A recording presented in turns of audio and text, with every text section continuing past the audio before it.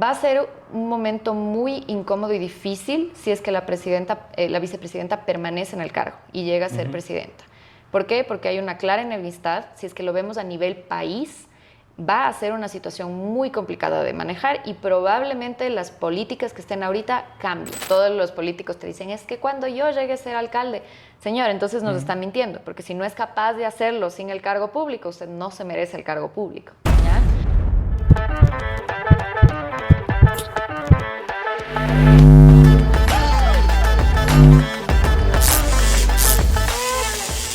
¿La política es solo para viejos? ¿Hay que renovarla? ¿Por qué los jóvenes no se interesan en política? Hoy me encuentro aquí con Gaby, mejor conocida en redes sociales como La Politeca. Ella cuenta con una plataforma de educación política, también es profesora de la Universidad San Francisco de Quito y el día de hoy está aquí con nosotros en el podcast para un poquito hablar y debatir sobre esto de que la política es para viejos. ¿Cómo estás? Hola, Juanse, muchas gracias de verdad por la invitación. Qué gusto acompañarte con este tema que creo que es muy crucial, en verdad. Gaby, para mí es un honor estar aquí. La verdad, entre todas las entrevistas que tengo hoy, justo te mencionaba que suelo grabar el mes en un día de producción. Esta es definitivamente la que más me emocionaba porque es un poco entrar a filosofar, a debatir. Tú que eres profe de universidad y que también tienes una plataforma de educación virtual, ¿tus alumnos son jóvenes, son viejos? ¿Quiénes son? A ver, te cuento que tengo un poco variado. Tengo muchos jóvenes con muchas ganas de aprender, creo que eso es lo interesante, porque sí somos una generación que ahora sí quiere prepararse, que creo que hemos visto un montón de temas en política que no nos gusta y que sí queremos cambiar. Entonces ahora tengo jóvenes interesados en aprender qué diablos es esto de la política y eso es algo muy valioso. Más bien, sabes que yo creo que ahí tenemos una concepción equivocada. El que está haciendo política probablemente es un adulto más grande, ¿no es cierto? Pero quien está queriendo aprender de política es el joven que trata en algún momento de entrar en política y que tal vez no lo está logrando en este momento. Este tipo de jóvenes, cuando se acerca a ti para aprender, ¿con qué argumentos se acerca? ¿De pronto con que está asqueado, con que quiere hacer algún cambio o simplemente con el deseo de aprender algo nuevo? A ver, yo creo que hay ahí de todo un poco. Vas a tener el joven que dice, yo detesto la política, no quiero saber nada. Sin embargo, sé que si es que no conozco, finalmente yo soy un tomador de decisión. Entonces, algo tengo que estar preparado para incidir, por ejemplo, en las decisiones del Estado. A mí esas personas me parecen las más valiosas porque como odiando algo, quieres aprender lo contrario, quieres entender. Entonces, para mí eso es el más valioso. Así es, así es. Y de ahí tienes el otro lado, ¿no? El que en cambio sí le encanta la política, es un liderazgo que has tenido, tal vez aptitudes, ¿no es cierto?, desde chiquito, y que dices, bueno, ahora sí quiero trasladar esas aptitudes hacia lo más, digamos, lo más concreto, que vendría a ser esta política en el Estado. Entonces tienes las dos perspectivas. Gaby, estamos en un escenario en el que hemos tenido un montón de elecciones.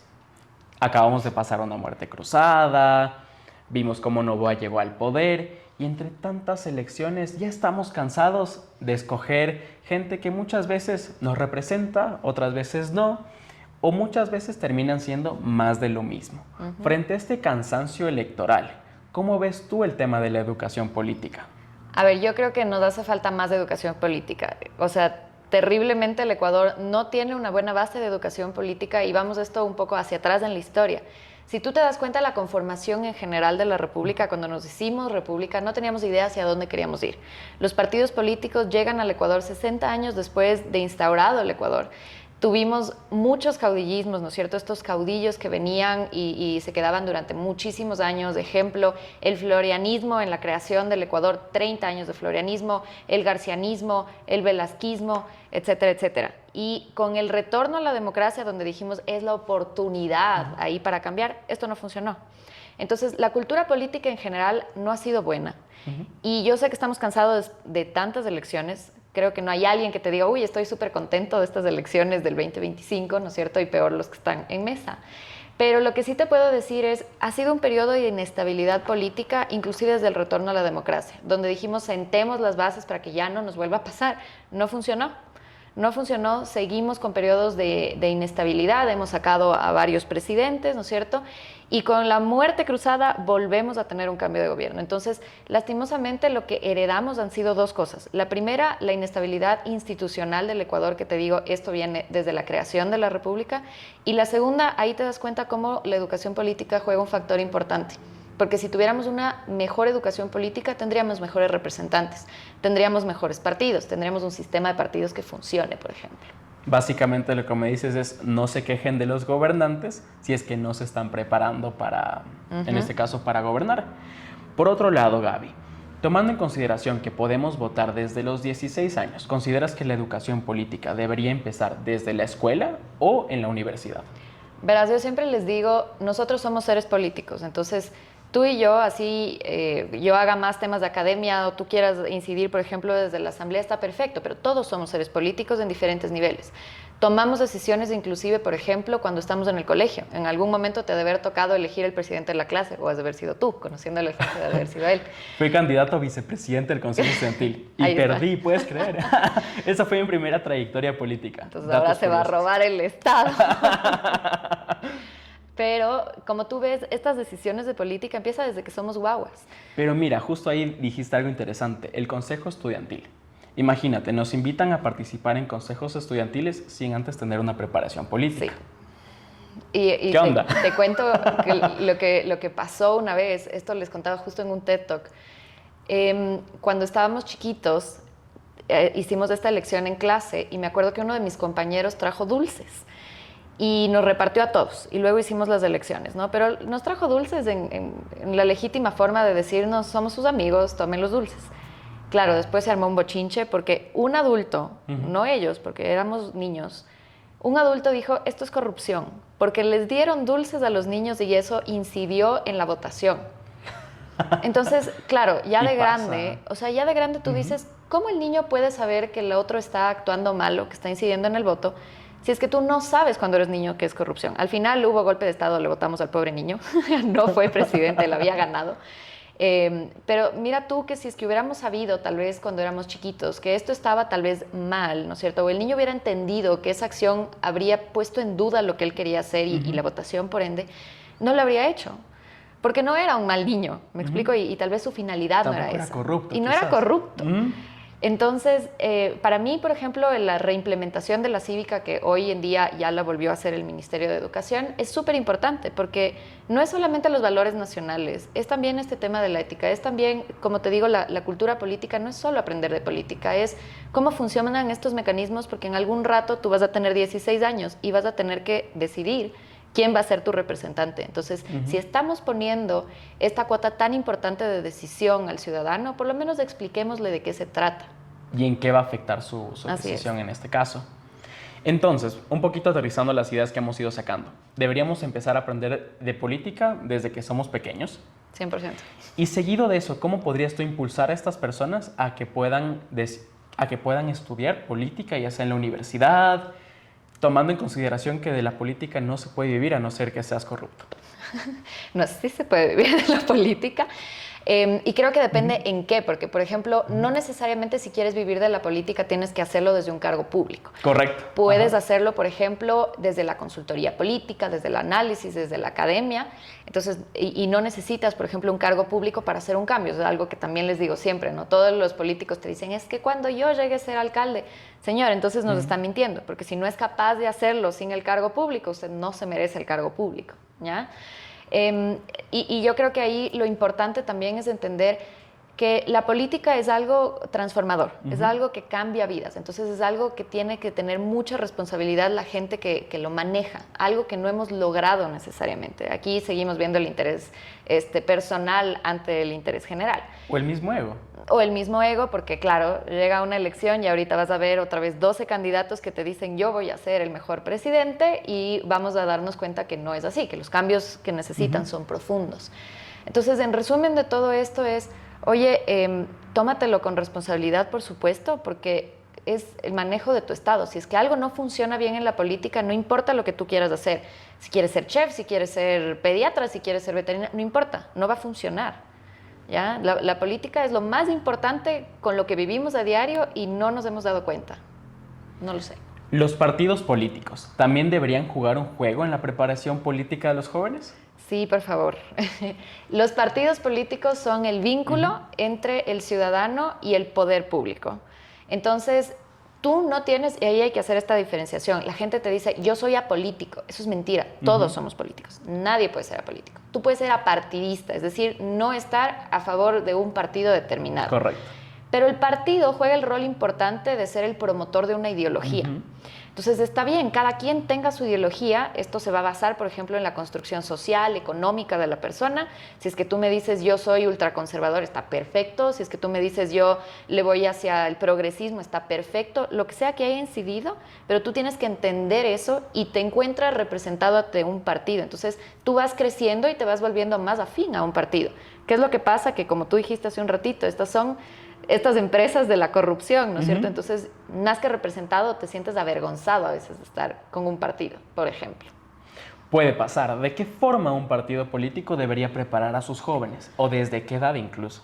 A ver, yo creo que tú decides cuando tú quieres involucrarte. Yo creo que sí tienes que tener, si es que funcionaría bien la educación política, yo te diría, ve, desde los 16 años que ya tienes derecho al voto, podrías inclusive afiliarte a un partido tranquilamente. Ahora, en teoría deberías hacerlo desde que ya tienes una formación un poco más, o al menos en casa, ¿no?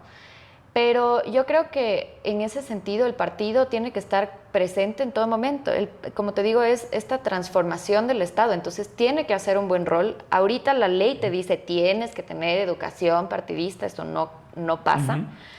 Y ahí inclusive las redes sociales tienen que jugar un rol importante. ¿Cómo le transmites esta información al nuevo ciudadano que va a ser tu militante en algún momento, que va a apoyar tus ideas políticas? Si tú me preguntas, por ejemplo, ¿cuáles son los objetivos que quiere alcanzar, no sé, Izquierda Democrática, que quiere alcanzar PSC, que quiere alcanzar cualquier partido? No sé. Entonces, ¿cómo puedo yo esperar incidir en el joven al cual le quiero llamar a mis arcas de militancia si es que no sé ni siquiera hacia dónde quiere llegar mi partido? Ahí está la cosa difícil. Es decir, los partidos deberían tener una agenda política, por lo menos de aquí a 10, 15 años, y a partir de eso empezar a capacitar a la gente. Lógico, y además deberían, y esto es el sueño utópico que también les digo siempre, deberían ponerse de acuerdo los partidos y sacar una política pública a nivel nacional y decir, vean, gane Juan Cid, gane Gabriela, ¿no es cierto? Esta va a ser la política pública del Estado a la que mínimamente nos vamos a poner de acuerdo todos. Vamos a olvidar nuestras diferencias y vamos a apuntar a que ese sea el Ecuador del 2030, lo que sea. Otra vez, esto no pasa. Sí. De pronto, Gaby, ¿existe algún país que podría ser un referente, un ejemplo para el Ecuador en cuanto a la educación política?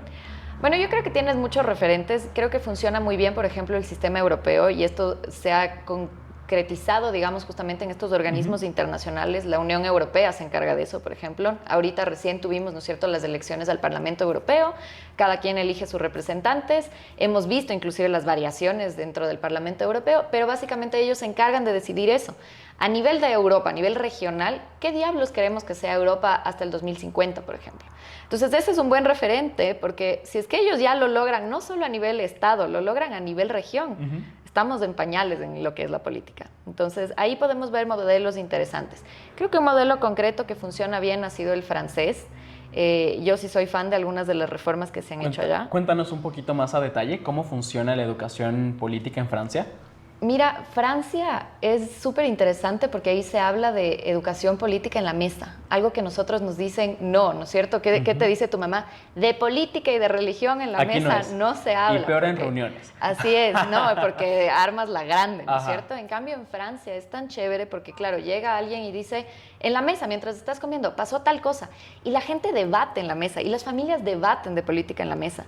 Entonces, es algo cultural, y escuchas noticias, y los niños desde que son chiquitos se enteran de quién diablos es, por ejemplo, Emmanuel Macron, cuáles son las políticas de Macron, del Estado, qué pasa con el partido, qué pasa con las ultraderechas, etcétera, etcétera. Entonces el niño, cuando llega al colegio, ya tiene una visión adicional de lo que pasa en casa y eso va siendo parte de tu ideología al crecer. Entonces ya el partido ni siquiera tiene que hacer tanto esfuerzo para llegar a ti, porque ya tuviste toda la tramitación previa. En casa. En casa. Tú llegas al partido, por decirlo así. Pero aquí es cultural también el tema de que no me quiero enemistar contigo. Hay muchas familias que son inclusive divididas internamente, ¿no es cierto? Yo de derecha, yo de izquierda, y eso genera unos conflictos familiares. Ahí te das cuenta que faltan dos cosas: la educación política que dijimos y el saber debatir. Debatir con ideas, ¿no es cierto? Con posiciones concretas de haber investigado lo que voy a debatir. Entonces, eso me gusta del modelo francés, porque ha llegado a ser un modelo del ciudadano per se. La política ha llegado a ser del ciudadano. Por eso Francia, siempre van a ver que siempre en Francia hay protestas, porque la ciudadanía en verdad se involucra un montón en lo que pasa en la política. Y no solo en Francia, sin ir tan lejos, Argentina. Argentina es un país que siempre hay protestas. ¿Sabes qué pasa también en Argentina? Ahí tienen algo que se llama básicamente la depuración, ya que deberíamos implementar acá. En Argentina tú tienes ciertas primarias en los partidos, entonces tú no llegas a tener 10 partidos en la papeleta. Tú haces unas primarias y solamente quienes sacaron ciertas votaciones van a poder estar en las votaciones finales. Entonces le ahorras al ciudadano los 10 candidatos y te llegan los 4 y luego los 2. Y se acabó. Y decides. Y ya está. Entonces, a mí me parece, por ejemplo, ese otro un buen sistema que no creo que logremos implementar acá, pero deberíamos pensar cómo ayudar a la democratización de nuestro sistema de partidos. Gaby, vamos a pasar a unas preguntas flash. Sobre todo ahora sí, ya sobre la coyuntura actual en la política. Un poco para cerrar este capítulo de educación política, podríamos decir que la política debería empezar desde la casa, es decir, la educación política empezar desde casa, con debates de pronto en la mesa, a la hora de cenar, y luego pasarlo obviamente pues al tema de la escuela. Y finalmente ya al tema de los estudios. No tenerle miedo a la política, tal vez. Hablar de política, no es algo malo. ¿Consideras que de pronto sería obligatorio estar vinculado a ver noticias, a estar pendiente de lo que está pasando en la situación nacional? Sí, yo creo que por más de que nos duele el estómago a veces ver las noticias, que es la razón por la que uno cambia de canal, ¿no es cierto?, debería ser una obligación ciudadana. ¿Le pondrías de pronto alguna edad para ver noticias? Porque muchas veces ves que en familias hay este tema de está muy chiquito para ver noticias. O sea, yo no le pondría una edad. Me parece que ahí sí todos debemos ver noticias, porque al final el país no es que tú crezcas y va a mejorar. El país va a ser el mismo desde que eres chiquito hasta que tú creces. Entonces, es parte de vivir y acostumbrarte al ambiente, inclusive de pensar, oye, yo veía esto desde que soy pequeño, estoy grande y no ha cambiado. ¿Qué puedo hacer yo para cambiar? Porque esto es una realidad que yo he vivido toda mi vida. Entonces, para mí, no hay una edad. Ahora sí vamos a ir con las preguntas flash relacionadas un poco más a la coyuntura actual. Gaby, actualmente tú como una persona que está muy vinculada al tema político y está estudiando todo el tiempo la coyuntura política, ¿cuál es tu opinión sobre el actual presidente? Yo creo que el actual presidente ha hecho una cosa muy buena en el sentido comunicacional. ¿Por qué le ha ido tan bien a Daniel Noboa? No estamos hablando de la gestión de Daniel Noboa, ¿ya? La gestión para muchos habrá hecho cosas buenas, habrá hecho cosas malas, como todos los gobiernos. Pero una cosa que sí voy a recalcar es que ha sabido comunicar. Ha sabido comunicar, primero, porque el gobierno pasado no comunicaba nada, entonces no sabíamos qué estaba pasando. Y dos, ha sido estratégico en la forma de cómo comunicar, ¿no es cierto? Los mensajes cortos, inclusive los sarcasmos dentro de esos mensajes cortos, que han llamado la atención a la mayoría de ciudadanos que utilizamos redes sociales, que somos la gente más joven. Y dos, que esos mensajes son fáciles de compartir, inclusive cuando, no sé, cuando dan estas respuestas medio irónicas. Ese ironismo se comparte un montón porque la gente dice, mira lo que respondió ahora. Y aunque no me crean, eso ha hecho un boom en la comunicación. Entonces, ahí también hay una línea delgada, porque nos preguntamos, ya, ok, está comunicando, ¿no es cierto? Vemos que algo está haciendo, pero ¿hasta qué punto es una buena gestión y hasta qué punto es una buena gobernanza? ¿Hemos llegado a resolver los problemas del fondo del país? Y la respuesta es no, y en 6 meses no lo vas a lograr, y en 1 año no lo vas a lograr, y en 4 tampoco lo vas a lograr. Entonces, ahí nos volvemos a preguntar, ¿dónde está el direccionamiento del Estado a largo plazo y a mediano plazo también? Eso podría recalcar de positivo. Yo creo que en la parte tal vez negativa, que sí es válido también decirlo, tal vez unas personas mucho más expertas dentro del propio gabinete que nos ayuden a la efectividad, ¿no? Había habido muchos traspiés tal vez en ciertos ministerios, y creo que eso sí podría haber mejorado, porque todavía veo un tema de mucha cercanía con ciertas personas que tal vez no necesariamente tienen que estar en ese cargo. ¿Proyección hacia la vicepresidenta? Va a ser un momento muy incómodo y difícil si es que la vicepresidenta permanece en el cargo y llega a ser presidenta. ¿Por qué? Porque hay una clara enemistad. Si es que lo vemos a nivel país, va a ser una situación muy complicada de manejar y probablemente las políticas que estén ahorita cambien. Entonces, si es que me pongo a pensar como gobierno, lo mejor que puedo hacer yo es buscar otra alternativa que no sea la vicepresidenta. Si es que me pongo a pensar como ciudadano, sería brutal que no sea la vicepresidenta quien tenga el cargo. Ahí está la disyuntiva. Entonces, ¿qué hacemos? ¿Nos quedamos con el direccionamiento que estoy ahorita como gobierno? O dos, respetamos lo que dice la norma. Es una posición súper fuerte. ¿Y qué pienso que va a pasar? La primera. ¿Sí? ¿No crees que llegue? Más bien, creo que... ¿Va a llegar al poder y...? Yo creo que no. Yo creo que ahí algo va a pasar y probablemente busquemos una alternativa B como gobierno. Sí. Excelente. ¿Tu opinión sobre la actual asamblea? A ver, creo que la asamblea actual ha sido un poco más homogénea que si es que nos ponemos a ver la asamblea anterior. Anterior, ajá. Creo que han tratado se ha visto más eficiencia, además por las leyes aprobadas que han visto en conjunto. Claro, ahorita ya no hay tanto, ya no hay una alianza, ¿no es cierto?, entre comillas, para poder lograr cosas, pero creo que dentro de todo, si comparamos, ha hecho una mejor labor. No es una labor súper satisfactoria, creo que ahí sí hay temas que mejorar y se está discutiendo incluso ahorita, ¿no es cierto?, los requisitos ahora para ser asambleístas. Pero sin duda alguna ha sido una mucho mejor labor que la asamblea previa. Me parece súper un poco tu opinión sobre los poderes del Estado. Por otro lado, Gaby, consultarte. Estamos frente a unos meses de una siguiente elección. ¿Cuál es tu proyección para esta elección? Tomando en consideración que en las elecciones anteriores nos asesinaron a un candidato, pasaron un montón de cosas que nunca antes habíamos visto. Tomando igual en consideración la muerte cruzada. A ver, yo creo que van a tratar de llegar, como siempre, liderazgos. Nos vamos a encontrar con outsiders. Sin duda alguna vamos a tener personas que no sabíamos. Yo creo que ya se están empezando a perfilar. Una de ellas es justamente quien fue vicepresidenta de Fernando Villavicencio, ¿no es cierto? Andrea ya dijo que va a estar participando en las elecciones y creo que es un outsider interesante que está tratando de posicionarse. Vamos a tener otros perfiles conjuntos, ya se están discutiendo también.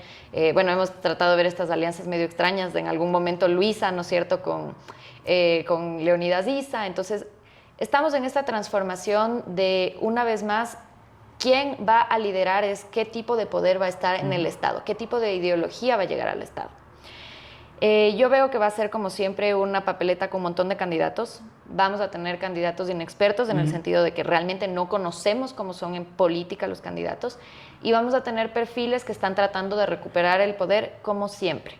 Entonces, yo no veo nada nuevo en ese sentido, pero sí veo que va a ser una elección un poco difícil, porque si bien, por ejemplo, el gobierno actual tiene ahorita un buen posicionamiento, falta todavía al menos 4 meses para empezar campañas. Y este posicionamiento positivo está bajando. Exactamente, porque es imposible que un gobierno logre tener un posicionamiento bueno, a menos que empieces ya a tener ciertos tintes ahí un poco medio autoritarios, que es lo que suele terminar pasando en América Latina, de nuevo porque nuestras instituciones son débiles. Gaby, un poquito durante este nuevo proceso electoral, estamos viendo que muchos de estos posibles líderes nuevos nos están diciendo, oye, queremos hacer un frente de izquierdas, queremos llegar en conjunto. ¿Cómo ves este tema izquierdoso dentro de la papeleta? ¿Crees que sí termine siendo un grupo, un frente de izquierda? Yo creo que no, y les voy a explicar, no porque no crea legítimamente, esto debería pasar ya. Yo sería feliz de que tengamos un solo frente de derecha y un solo frente de izquierda, sería maravilloso. Pero esto no va a pasar porque tenemos algo llamado fondo partidista y fondo electoral. Entonces, cada partido depende de ese fondo en las elecciones para poder seguir subsistiendo y tener recursos. Entonces, si es que no participas en las elecciones, no obtienes este fondo. Y si es que tú haces alianzas y luego esas alianzas se rompen, igual pierdes el fondo. Entonces, como partido, a mí no me conviene unirme con tantos, porque este fondo primero se fragmenta, y luego, si es que no quiero que esa alianza trascienda en el tiempo, igual pierdo. Entonces, mira tú por qué vamos a tener siempre una proliferación amplia de candidatos.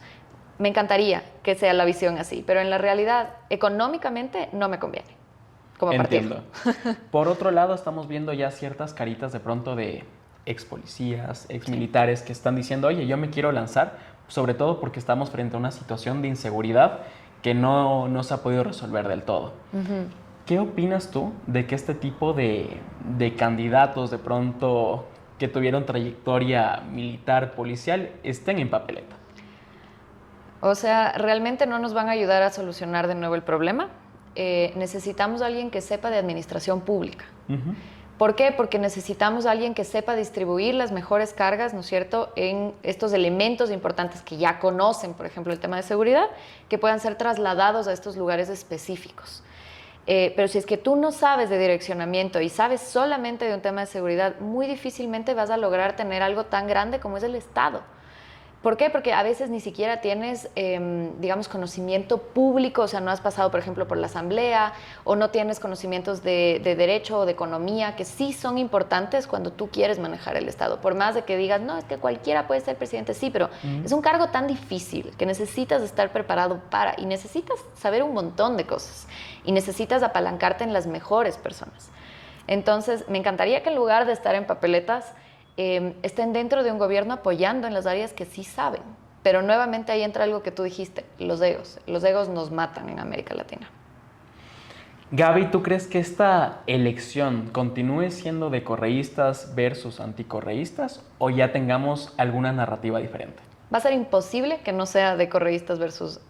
O sea, es imposible porque es la fuerza más importante de izquierda en el Estado y está instaurado. O sea, no vamos a lograr eliminar. Por más de que tú digas, yo no soy oposición, sí termina siendo oposición, ya no declarada.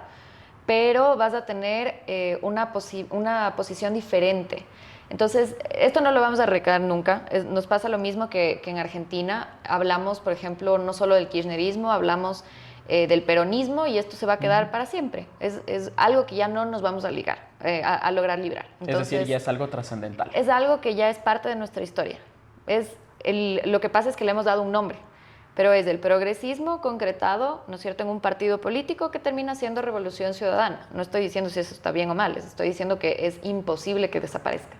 ¿Cuál es tu proyección para los partidos políticos que en la elección anterior no estuvieron y ahora sí ya van a estar? Como por ejemplo Creo y la Izquierda Democrática. Son dos partidos que actualmente están muy fragmentados, muy débiles. Entonces yo creo que lo mejor que pueden hacer es tratar de ver algún tipo de alianza con otro partido, y no están débiles por no haber participado, están débiles porque internamente no han sabido tener un liderazgo, ¿no es cierto?, que pueda hacer la cara visible de estas nuevas elecciones. Entonces, muy difícilmente, pongas a quien pongas, vas a poder tener algo, una fuerza política importante. Yo creo que si es que logran tener cierta aceptación, ciertos curules, Izquierda Democrática, por ejemplo, se mueve muy bien en ciertas provincias, entonces lograrán tener uno que otro representante, pero no creo que sea algo radical, a menos que pase algo como Javier Herbas hace un par de años, que lo dudo porque los actores políticos están ahorita ya marcados en otros espacios.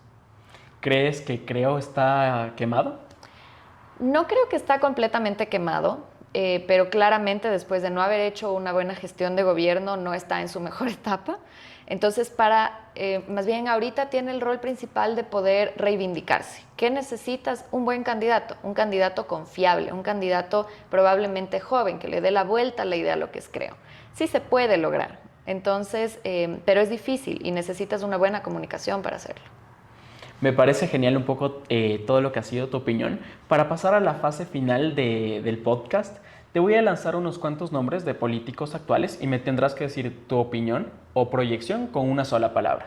Ya. Dale, vamos a empezar con la fiscal general, pues Diana Salazar. Va a ser un poco más largo, pero mano dura.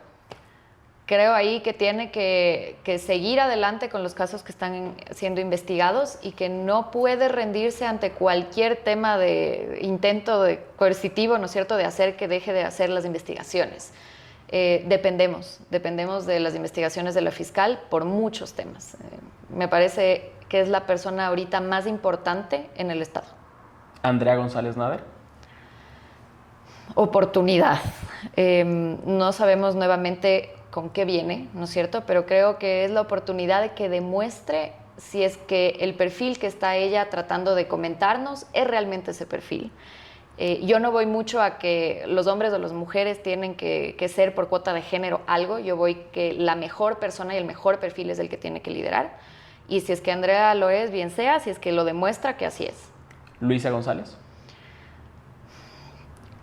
Luisa, diría una pérdida no de ella, sino como de su imagen pública. Siento que está siendo muy represada por su propio partido. Había ganado tanto espacio que siento más bien que se le está cambiando de lugar, y yo creo que ahí había ganado una fuerza pública importante. Para mí es un poco extraño que ella no sea ahorita quien esté apalancando esta candidatura. Rafael Correa. Antigüedad. Y esto le está jugando en contra, porque creo que son estos nuevos perfiles los que necesita justamente RC, con la misma ideología. Está bien, ellos tienen su ideología, pero muchas veces ya termina siendo un traspié más que un acierto cada vez que hay una intervención del expresidente. Henry Kronfle. Conocimiento. Creo que es una persona que está preparada para el cargo que ostente, no voy a poner eso en tela de duda. Sin embargo, creo que ahí tiene que pensar tal vez a través de qué partido. ¿Será que sí con el que está actualmente? No lo sé. Topic. Seguridad. Pienso en Topic y pienso en seguridad, porque no conozco nada más del perfil de Topic que los temas de seguridad que nos ha dicho. Es decir, su trayectoria política ha sido tan centrada en contarnos de seguridad que no sé qué más hace.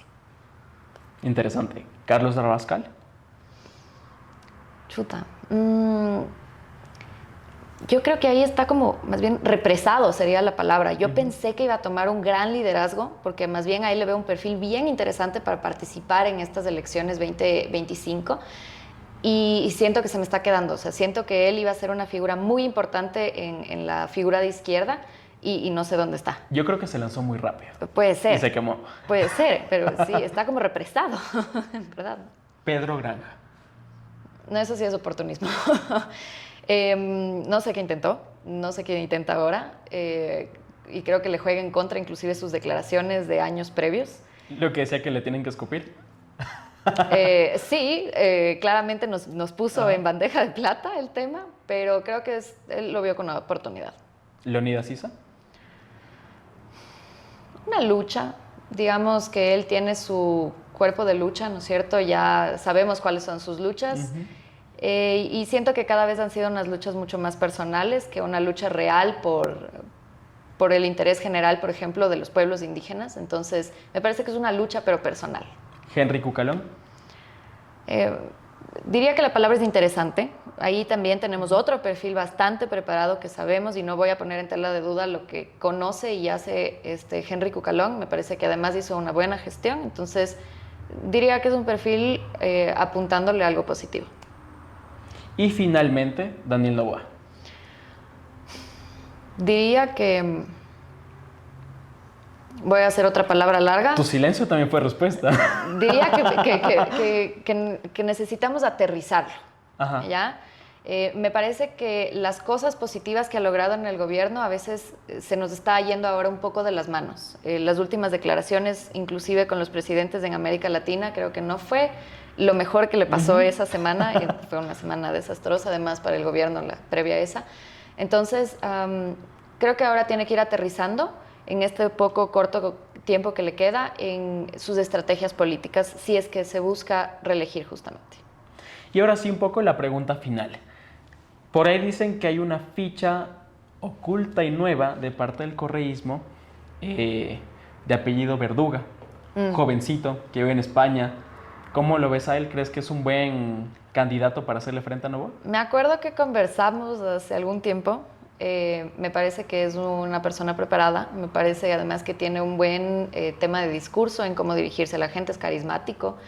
Tiene buenas aptitudes. Entonces, me parece un buen fichaje si es que sería una representación, y me parece una representación importante que el resto de partidos debería ponerle mucho ojo. Entonces, sí, yo le veo con mucha capacidad de hacerlo, la verdad. Y estaría bacán una elección de millennials. O sea, que la segunda vuelta se dispute entre dos millennials. Sería bien interesante porque creo que ahí vamos a tener, o esperábamos un debate así como increíble que no tuvimos al final, pero tal vez ahora podamos tener un debate más interesante. A mí, y este nombre no me has preguntado, pero me pregunto qué va a hacer de Bolívar Armijos en este debate. Uy. Todo el mundo va a hacer como, haz lo tuyo. Dilo tuyo. Dilo tuyo. Sabes que la verdad a mí me parece que él es una figura que sirve para ablandar un poquito Sí, la tensión. la tensión, ajá, es un meme. Sí, triste. Y yo creo que debería quedarse como un meme, para serte honesto. Sí, esperemos. Quizás para la asamblea sería una buena ficha.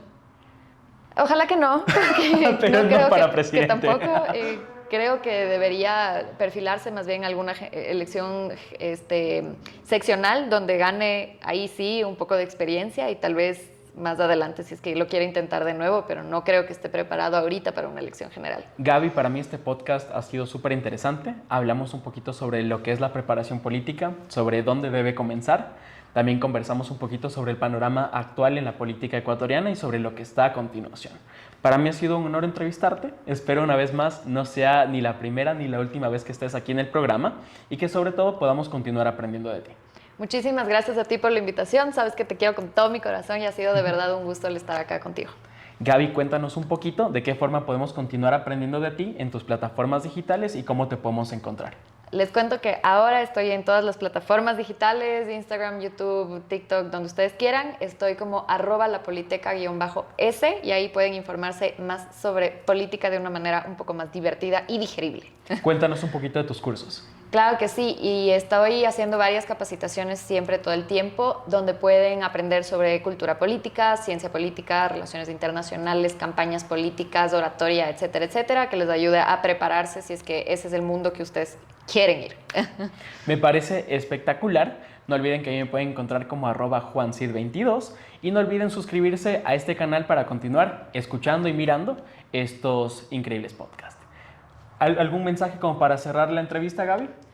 Por favor, recuerden que la política es lo más importante que tienen, así que ámenla. Política no es corrupción. Les mando un fuerte abrazo y no se olviden que aprender no es memorizar. Nos vemos en el próximo podcast. Adiós.